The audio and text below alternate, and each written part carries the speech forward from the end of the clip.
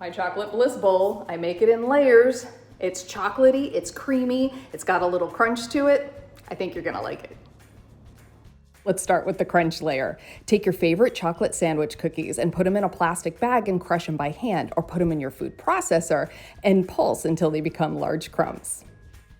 Now for the chocolate layer. Start with 2 packages of Dream Whip and mix it with cold milk and vanilla. You're gonna whip that until it gets to the soft peak stage. Then you're going to combine that with your chocolate pudding until it becomes super smooth and creamy, just like this. Now on to the whipped cream layer. Combine heavy cream, powdered sugar, and vanilla in a bowl, and then you're going to whip that until it gets to the soft peak stage.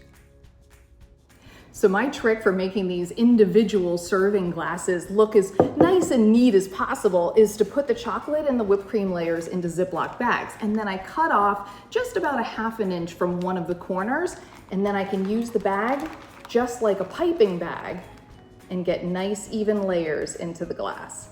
And then if you need to flatten out the top at all, just use a spoon and gently press down.